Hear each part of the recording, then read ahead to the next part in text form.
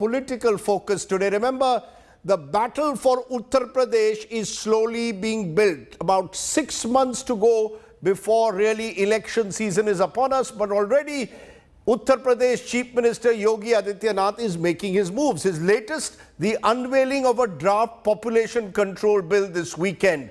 The proposed law bans people with more than 2 children from contesting local body elections. They can't apply for government jobs or receive any kind of subsidy.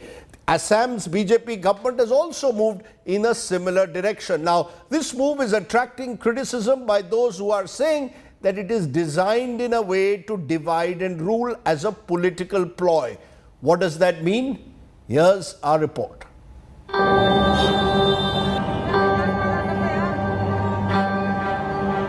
Home to more than 20 crore people, that accounts for 16.5% of India's population. If Uttar Pradesh were a country, it would be the world's 5th most populous. On July the 11th, World Population Day, UP Chief Minister Yogi Adityanath unveiled the state's new population policy for 2021 to 2030, aiming to curb rising population in the state.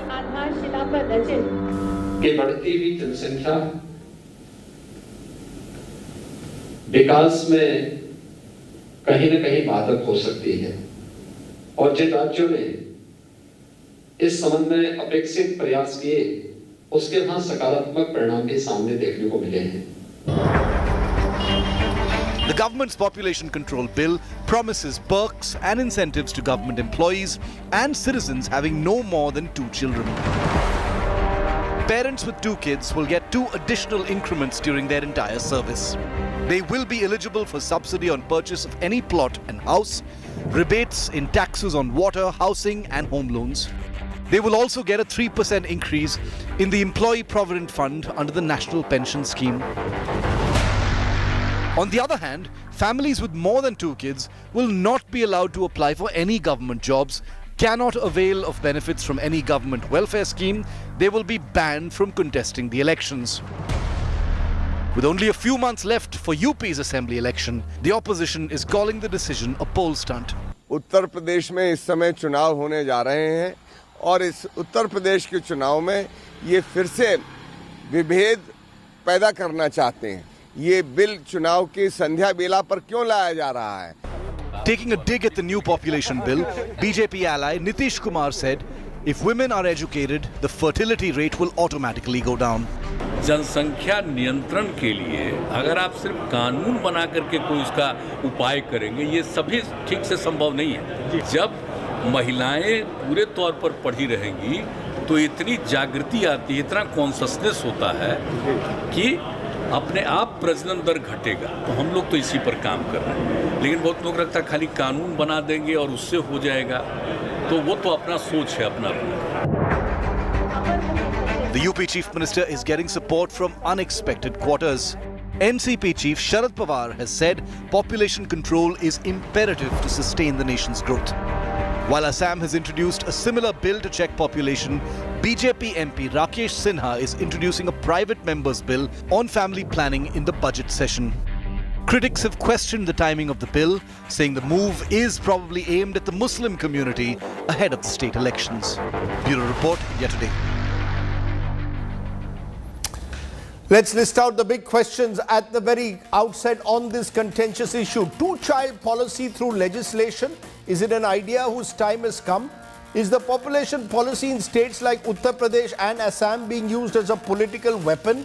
Is there a bid to communalize the UP polls by using such legislation and creating, some say, the myth of Muslim expanding population growth? Joining me now, Aparajita Sarangi, BJP MP, Ashutosh Verma, Samajwadi Party spokesperson, Poonam Muthreja, Executive Director at Population Foundation of India, and S.Y. Qureshi, former Chief Election Commissioner, who's just written recently a book, The Population Myth, Islam, Family Planning and Politics in India. Therefore, let me come to you before I come to the politicians in a moment, Dr. Qureshi.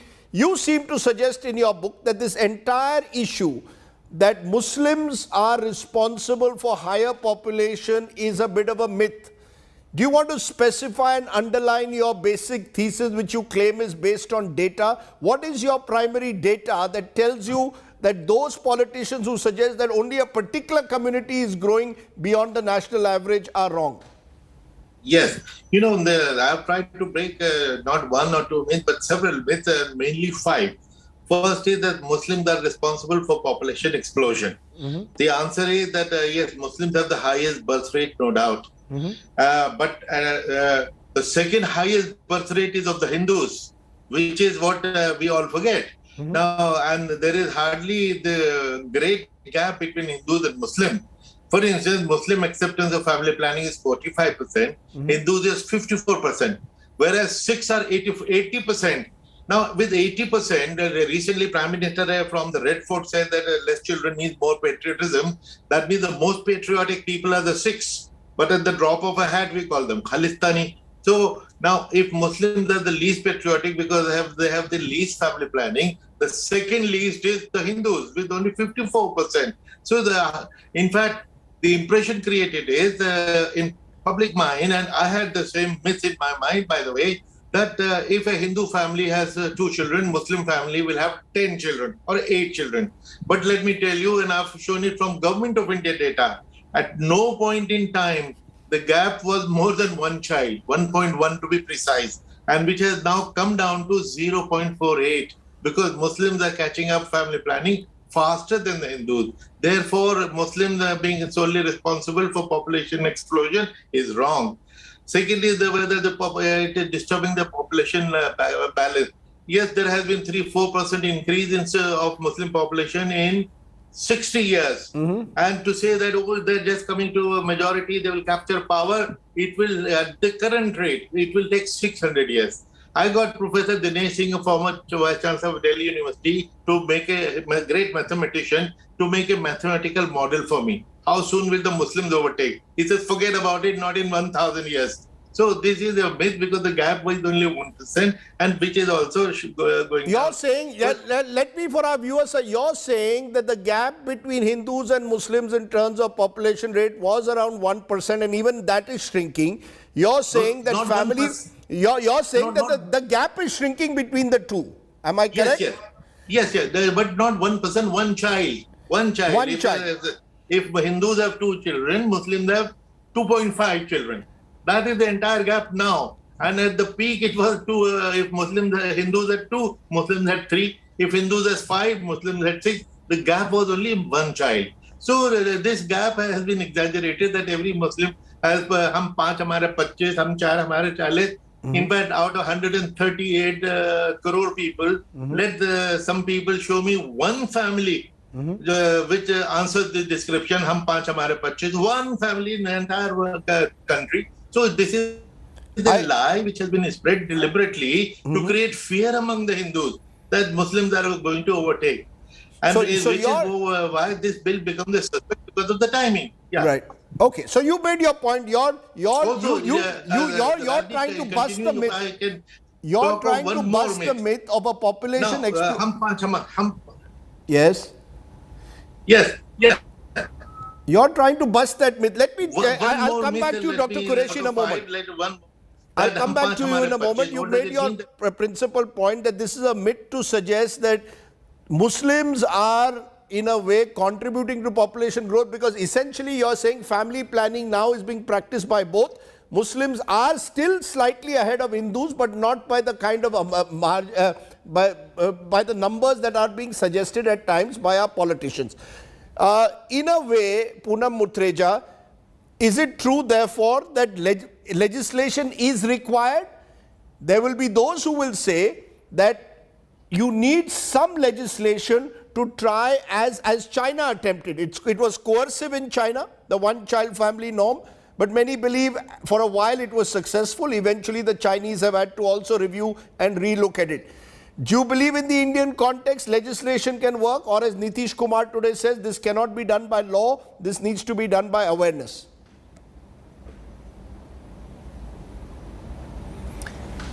Ma'am, you are on mute. Please, you have to unmute yourself. Can you hear me? Yeah, 1 second. I'm sorry, ma'am, you have not unmuted yourself. We'll have to wait till you unmute yourself. Okay, I've unmuted. Sorry. Yes. Rajdeep, first of all, Nitish Kumar gets it. He is right, and he's always got it on population issues. And that's why you're seeing very good results in NFHS 5 in UP, Bihar. There's been a huge decline in fertility and many other good indicators. Now, the data for UP hasn't come, but the data for the last decade for Hindus and Muslims is that Muslim growth decrease in fertility rates was the highest in terms of the fact that Muslim was 4.7 percentage point a decrease in comparison to the decadal growth decline of Hindus, which was 3.1. But, I don't want to calculate even what Dr. Qureshi is saying or what I just did.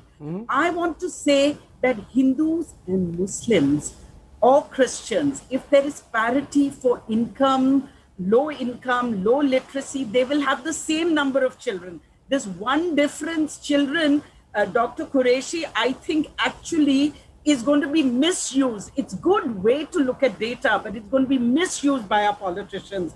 Our politicians need to understand that, and people in India need to understand that if you're poor, you're illiterate, your fertility will be the same, and it is the same, whether you're a Hindu or a Muslim. Second, fertility is declining across the country.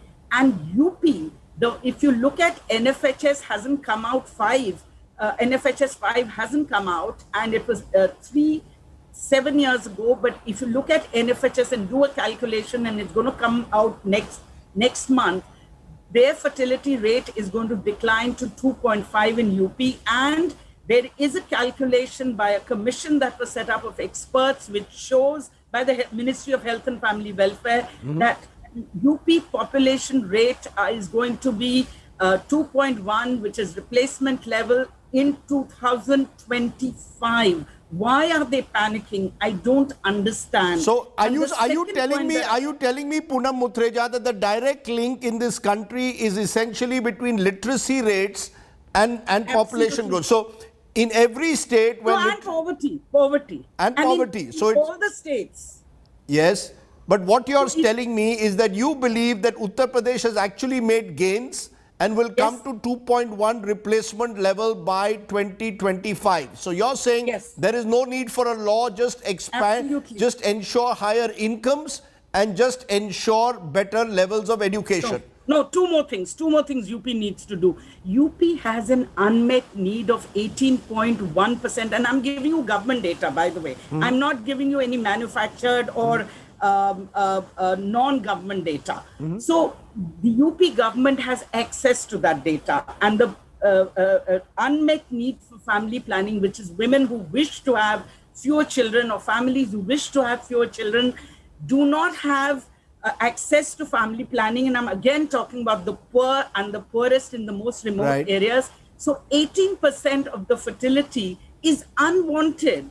People end up having babies because they don't have access to family planning. UP needs to deal with that. It's a low-hanging fruit. They just need to invest in the most backward areas, which is what Bangladesh, Indonesia did. Bangladesh took family planning with choice, temporary methods, to a large number of people in remote areas and in rural areas through ANMs and frontline health workers, which we can do too. India has only 6 methods. One was introduced recently.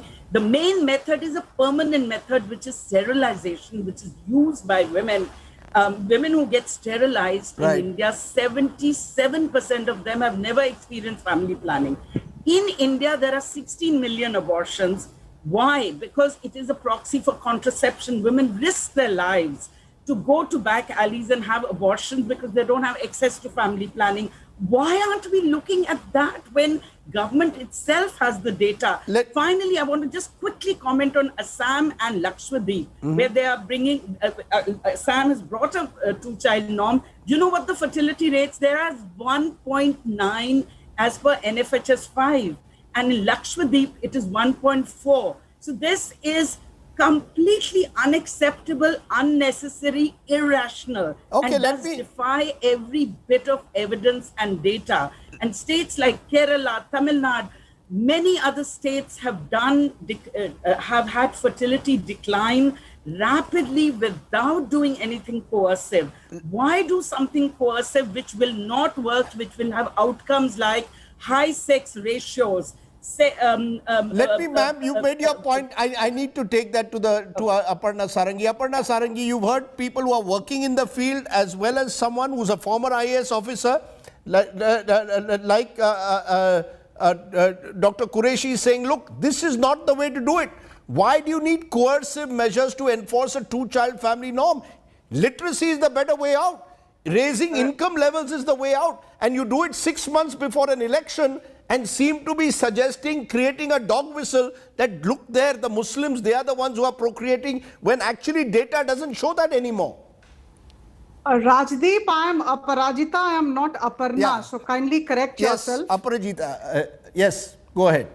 Yes. Now, having said this, let me say that we all need to welcome the new population policy by the UP government. Now here, there's the question of framing legislation and also the question of proper implementation of that legislation. Now, when that piece of legislation would be implemented, definitely there would be the element of awareness generation. Without awareness generation, we cannot implement the legislation properly. Now, it's an 18-page document. I would request all of you to go through the document. The chapter 2, para 4 and para 8 must be gone through. Very beautifully, the list of incentives oblique benefits at para 4 and at para 8, the list of disincentives have been given. Let us not look at it from the point of view of it being a draconian legislation. You know, this is the feeling that I'm getting by listening to all of you. No, the feeling is, ma'am, Aparajita ji, the feeling is that if you link it, if you link it to incentives, then it might become coercive. If I say I will not give you a government job, if you have more than 2 children, at one level, it is seen as coercive. Isn't the better way, and it's been proven internationally, to focus on education? Of course, and there has to be focus on education. I definitely not say no, definitely do not say no to it. But then let me tell you that the situation is alarming as far as population scenario is concerned, and let's accept that. You know, in India, 33 children are born every minute. And in China, 11 children, China, the most populous country of the world, 11 children are born every minute. UP's population is 25 crore at the moment, whereas India's population is 138 crore. So out of 138 crore, 25 crore population reside in UP. No, the data that you're throwing at them, no one doubts the big numbers. The question is, how do you go about bringing about population reduction over time? Now, what experience has shown in the last decade is states that have invested in education, that have invested in female literacy, states that have empowered women, states that have focused on grassroots programs do better. But none of that is in this policy. This policy somewhere seems to be focusing on the coercive incentive element. Things would go hand in hand. See, it is definitely not working in ivory tower of isolation. All things will be done together. The implementation of the legislation would take place, and while implementing the legislation, there would be generation of awareness, there would be focus on education. I think all these things will move together, but I think the intent of the government of UP need not be questioned. Other states have also have been doing. In fact, all of us are aware of the fact, as far back as 2005, Maharashtra has come up with something very interesting. Maharashtra had said, if the woman has more than 2 kids, or rather the family has more than 2 kids, then they would be deprived of the PDS benefits at that point of time. Even in Odisha, you cannot contest the election if you have more than 2 kids. In Rajasthan also, more than 2 kids, you cannot contest you cannot participate in an election process. No, in a local election. But can I ask you this, that all of this wisdom, ma'am, that what Dr. Qureshi seems to be questioning is also the timing. That it happened 6 months before an election, that a government for 4.5 years doesn't think about this issue. Suddenly 6 months before an election, You focus Now on here- population policy, and the charge, therefore, which the opposition seems to make is that this is being done with an eye on elections, that by creating this myth, which is being debunked, that Muslims grow faster than Hindus, and it's a dog whistle for communal politics. How do you respond, ma'am? Not at all. See, you look at the population of Hindus and Muslims in Uttar Pradesh. Hindus are 83% and Muslims are 13%. So to say that it is for polarization, and it is basically to hit at one particular segment of the population is absolutely not right. And let us not link all the welfare measures to elections. Okay. Let us learn to de-link administration from politics once in a while. Very I think interesting here to at put this juncture, de-link we need that's an interesting way welcome to this put it. population policy. De-link administration from Absolutely, politics. absolutely. Respond to that, Ashutosh Verma, because the accusation against the Samajwadi Party is that you are, the moment Yogi Adityanath announces any such scheme, the first thing you say, it's designed to target the Muslims. No, Rajiv, it's not true that we are saying that they are targeting Muslim. The problem is the timing. No, and your we are leaders have very always clearly said it. Sorry to say that. Your leaders No, have very clearly said that this scheme is being used to target the Muslim. Let me tell why. The problem is they came in power in 2017 and now in the dawn of 2021 they are coming with population bill. If this is a problem, the population is a problem for the economic development of the country. If the population is a problem, then why don't you start these process across the country? Why only Uttar Pradesh? And at the midst of election, we are going about 6 months, we are going for election. The problem is not dependent on the facts, because as the Dr. Mutreja and Dr. Qureshi has already tell, they are they have done a great works in Population Foundation of India. The fact is not, because the fact is that the things which the present situation in the Bharatiya Janata Party government, they are not going with the research, they are not going with any data. And instead, yesterday also, they have not given any data why we are giving such and such. They just only say because क्योंकि जनसंख्या बढ़ रही है इसलिए परेशानी हो रही है. But data don't say like this. But India's population growth peaked long time ago. Ashutosh, Now it's going to downwards. No. Whether Even it's the- going even downward, the- no. the fact is that just as the BJP you accuse of playing communal politics, you are also accused in a way of playing your brand of minoritism, raising the bogey that Yogi Adityanath is going to use this scheme to deny benefits to Muslims in Uttar Pradesh. That's the worry, Dr. Qureshi, that a scheme that at the end of the day, this debate should look at education levels rather than get tangled at all in any form of religious politics. And the fear is, now you tell me, Dr. Qureshi, you've been a government servant. I want to ask you, Dr. Qureshi, do you believe that incentives like saying government jobs will be only given to those who have 2 children or less? Do they work or not? Rajiv, I see a basic problem with the proposition, although I would have welcomed the bill if it was introduced 4 years ago. No, so At is this your time, problem it is only the in timing? intention because No, are you it is- saying, Dr. Qureshi, your only problem with this bill is its timing? Yeah, timing is yes. No, one problem is with the timing. The second is all the disincentive. Now, any coercive measure does not work. There is a backlash. And thirdly, what I'm trying to point out, Rajiv, that this bill will not be a population control for Muslims. It will be population control for all citizens of UP. And as Madam just now pointed out, that 83% are Hindus and 13% are Muslims. It will affect 83% Hindus also. Is it somebody's case that Hindus do not have more than 2 children and they will not be debarred? In fact, I would think that Muslims should start demanding that please enforce this law, and you will notice that there will be a backlash like NRC in Assam. NRC was expected to show millions of Muslims who would be declared foreigners and thrown out. What did it show? Out of 14 lakh Hindus. Here also the Hindus will be equally hit, will perhaps be more hit, and there will be more backlash from them. Therefore, I think it is a better idea. Let us demand that this, yes, the bill should be introduced and passed and enforced. Poonam Mutreja,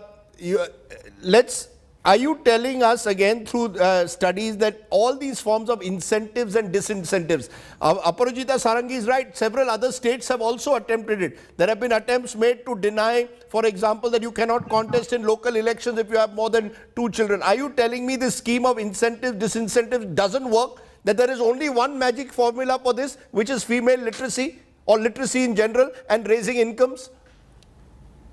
There are four important ways for fertility to decline. Apart from education and literacy, you need access to family planning. Contraceptives is what people need access. Okay, that's one. Especially Number two? the poorest. And third, they need family planning methods in their doorstep, close to them. But incentives and disincentives have not worked either in India or globally. India has had incentives for a long time, and it is not just the NDA government. Several of the states under UPA also had a two-child norm started under when UPA was in power in 12 states. Yes. But it was only about panchayats and the members of panchayats not being able to Did that work stand or for not? elections. No, it didn't work. There is a study by Nirmala Butch of 5 states. Nirmala Butch was a very senior bureaucrat from the Madhya Pradesh cadre and a very serious academic too. She did a study which showed men began to divorce wives on paper. Families began to give up children if they had more children, more than 2 children, and they wanted to stand for elections. So you're saying that adoption. data shows that these incentives have not worked, nor have No, they haven't worked anyway. Therefore, Okay, Rajdeep, at the International Conference on Population Development, 189 countries signed a draft plan of action which said all countries will do away with those countries that had, and India stood right on top, India and China, that they will do away. We signed that we will do away with both incentives and disincentives because they work in the reverse way, which is child sex ratios go up. Because in China, they have a son preference, but in India, we have a son preference plus daughter aversion. So we will have horrible sliding let me give Aparajita Sarangi the final word, because she's also worked in government. Aparajita, you worked with government. But I just want to say one thing. No, ma'am, I have to give her. I have to give her the final word. Aparajita Sarangi, just The to bill ask is titled. you worked with government. You worked with Yes, government. I did. Surely governments are taking this. This is short circuiting what needs to be a much more enlightened process. No, I think we need to welcome this bill because here the UP Chief Minister has been able to kind of convey his intent very clearly, very candidly. He's saying that he's very serious about population control, and if there is legislation, the seriousness is reflected. Now, how we implement the legislation is very important, and as I told you, this particular implementation will definitely involve awareness generation. This Dr. particular Qureshi bill says it will go the titled NRC UP way. Population Do you Control, see a backlash? Stabilization and Welfare Bill. Ma'am, Aparajita ji, do you see a Yes. backlash? As Dr. Qureshi says, Hindus and Muslims, there will be a backlash from both. Not at all. I think let us not link it to elections. Let us not think of any backlash. This is just a bill which talks of control of population, stabilization of population, and welfare of the masses. That is how the bill is titled. UP Population Control, Stabilization and Welfare Bill 2021. So I think let us accept, let us welcome, and let us look at it with a lot of optimism. You It know, will do the good proof of all for these bills, the for the proof state, of all and I'm sure it will be legislation, an ma'am, example for the country. you know, you're a government servant, so is Dr. Qureshi. The proof of all these nicely sounding bills is what actually happens with implementation on the ground. And that is where the fears come. We've already seen it with the so-called religious conversion bill and the manner that has been used. But you are still expressing confidence that this is an idea whose time has come, quite simply because of the sheer numbers of people who live in Uttar Pradesh. But there may be better ways, That's right. perhaps, as is being suggested by Dr. Mutreja and Dr. Qureshi, to find a solution to the problem of reducing population levels. And by 2025, the good news could be UP2 could be reaching replacement ratios of 2.1. Let's leave it there. Let's not look at everything perhaps at times through the prism of politics. Administration is critical. Let's take a break. When we return, I'm turning to my next hot button topic: hooliganism and racism.